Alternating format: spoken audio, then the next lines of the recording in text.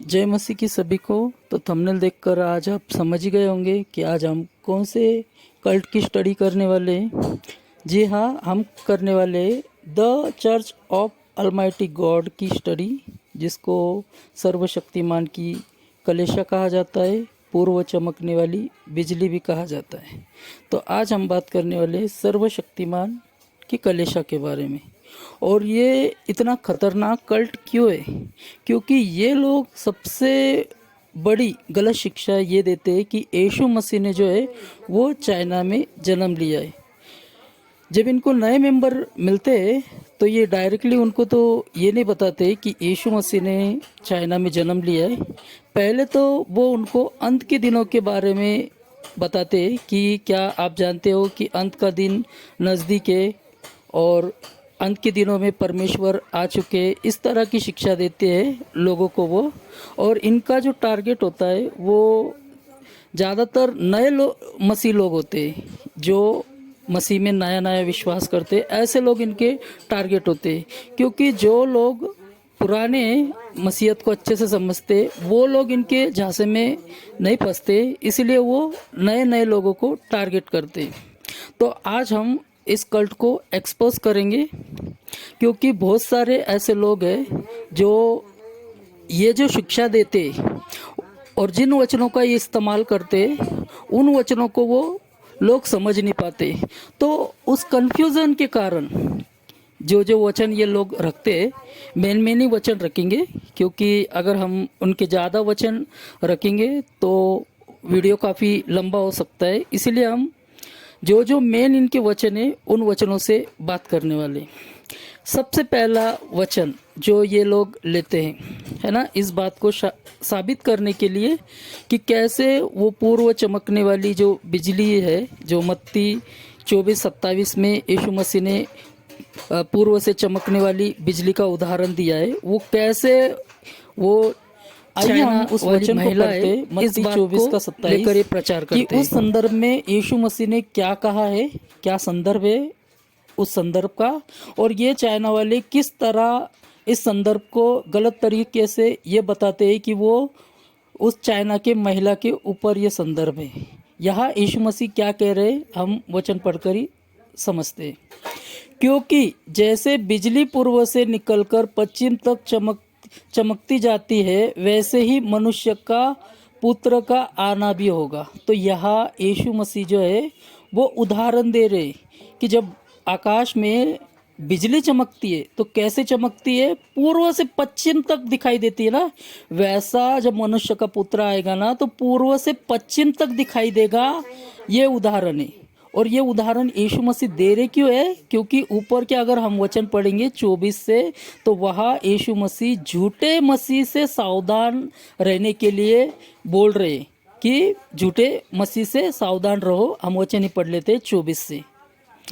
क्योंकि झूठे मसीह और झूठे भविष्यवक्ता उठ खड़े होंगे और बड़े बड़े चिन्ह और अद्भुत काम दिखाएंगे कि यदि हो सके तो चुनो हो को भी बहका दे।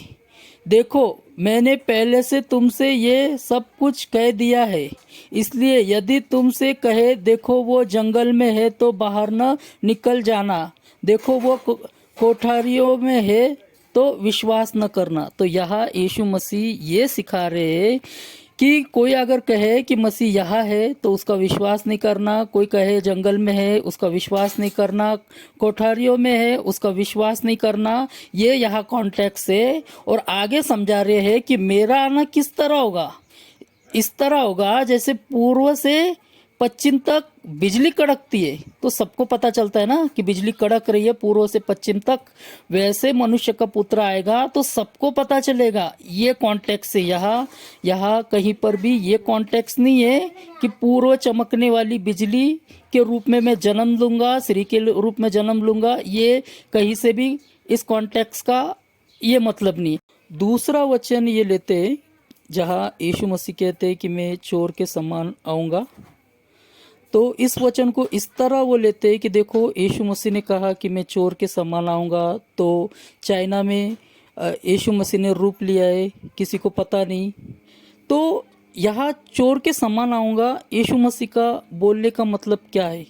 आइए हम एक वचन को पढ़ के देखें इसी का मत्ती 24 का 42 से 43 इस वचन को पढ़ते हैं। इस वचन का कॉन्टेक्स्ट में यीशु मसीह क्या समझा रहे हैं? इसलिए जागते रहो क्योंकि तुम नहीं जानते कि तुम्हारा प्रभु किस दिन आएगा। तो यहाँ यीशु मसीह फिक्स टाइम नहीं बता रहे कि वो किस टाइम आएंगे, वो आएंगे, है ना, ये बता रहे। और उनका आना कैसा होगा ये भी उन्होंने बताया है, पर वो समय नहीं बताया यीशु मसीह ने कि वो किस समय आएंगे। किसी के पास अगर बहुत सारा धन हो, उसको पता होता है कि मेरे घर में चोरी तो होगी, पर कब होगी ये पता नहीं होता है उसको। उसी तरह यीशु मसीह यह समझा रहे हैं कि परमेश्वर मतलब यीशु मसीह कब आएंगे, ये बात है ना हमको नहीं बताइए। इसीलिए ना यहाँ पर यीशु मसीह जो है वो चोर के समान कह रहे हैं, क्योंकि चोर जब आता है ना तो बता के नहीं आता है, पर आएगा ये फिक्स होता है, बता के नहीं आता है ना। उसी तरह परमेश्वर भी बता के नहीं आएगा उस दिन कि वो किस दिन आएगा। इसीलिए यहाँ पर है ना चोर के समान लिखा है। आगे पढ़ते हैं हम। परंतु ये जान लो कि यदि घर का स्वामी जानता होता कि चोर किस पहर आएगा तो समान आने का जागता मतलब रहता है और कि कोई अपने समय घर नहीं में चोरी उसके न आने का। होने देता। और प्रकाशित वाक्य एक साथ में जब बोल रहा है वचन, देखो वो बादलों के साथ आने वाला है और हर एक आँख उसे देखेगी, वरन जिन्होंने उसे भेदा था वे भी उसे देखेंगे। तो इस वचन से ये सवाल निकलता है कि अगर वो चोर के समान आ रहा है तो कैसे इनको यह आंखें देखेगी।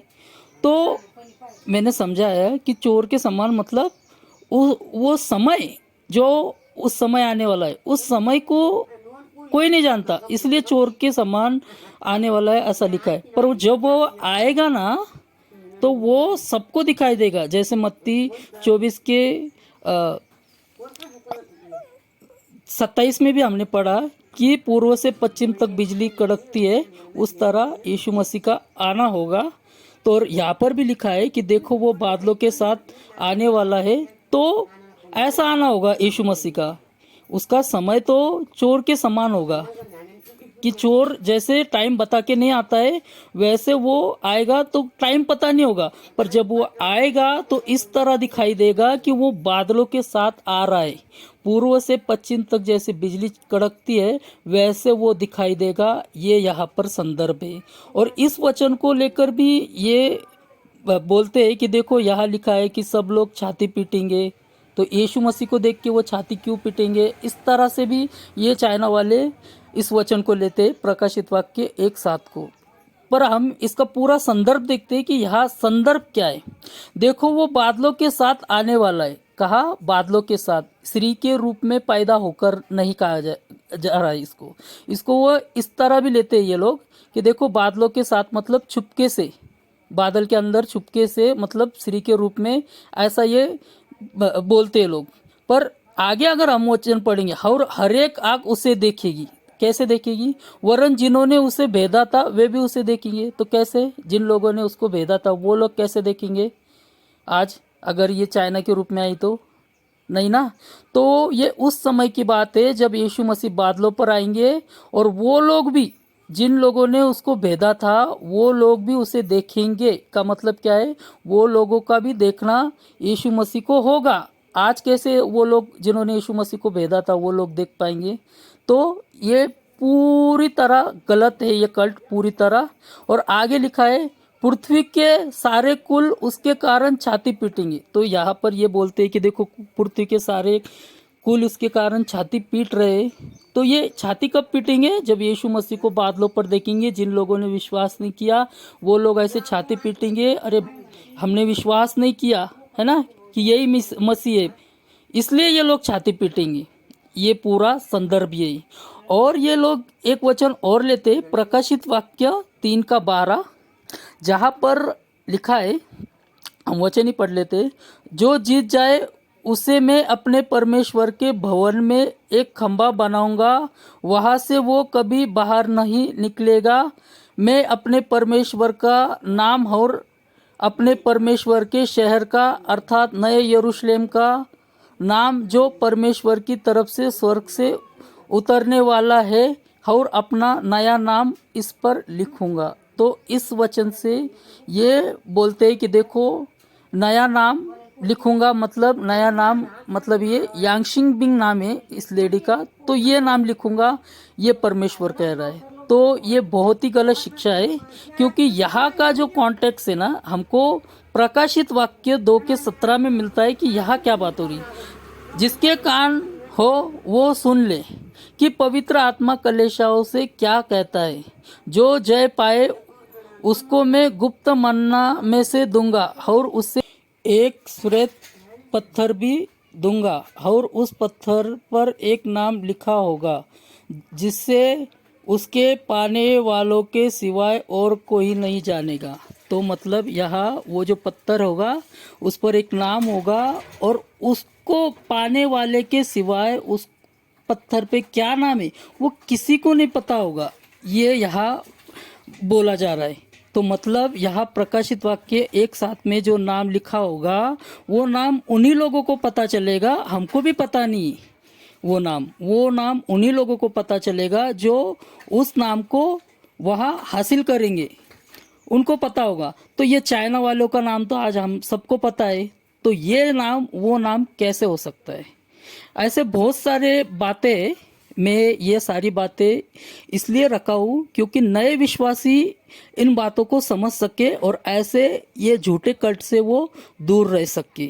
बहुत सारी गलत शिक्षा है इन कल्ट की, पर वीडियो काफ़ी लंबा होता जा रहा है, इसलिए मैं समझता हूँ कि जो वचन ये लोग रखते हैं उन वचनों को मैंने सही से एक्सप्लेन कर दिया है। और दूसरी बात, ये लोगों को, नए विश्वासियों को ये पकड़ते हैं कि देखो हम मसीह पर विश्वास करते हैं फिर भी हमसे पाप होते हैं।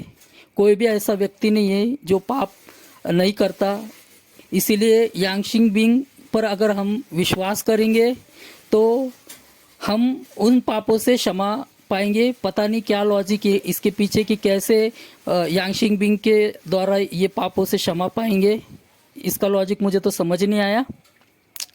पर ये लॉजिक भी फेल हो जाता है क्योंकि यीशु मसीह ने कहा है कि जो कोई यीशु मसीह पर विश्वास करेगा वो अनंत जीवन पाएगा।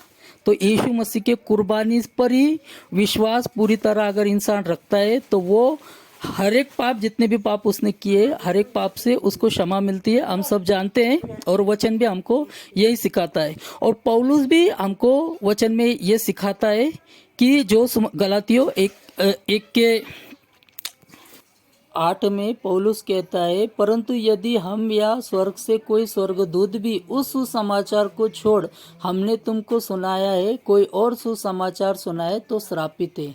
तो कोई भी ऐसा सुसमाचार जहाँ पर ये बताया जा रहा है कि यीशु मसीह ने दूसरा जन्म लिया है तो वो लोग जो है वो श्रापित है।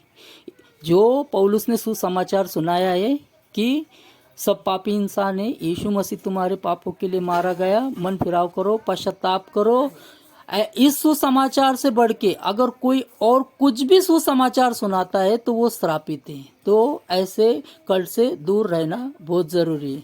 तो वीडियो काफ़ी लंबा हो रहा है, अगर कुछ पॉइंट रह जाए इसमें से तो मैं ज़रूर इसके ऊपर अगला वीडियो बनाऊंगा। पर जो ज़रूरी बातें थे मैंने इस वीडियो में बता दी है ताकि नए विश्वासी भी इस कल्ट को अच्छे से समझ पाए। जय मसीह की, प्रेज द लॉर्ड।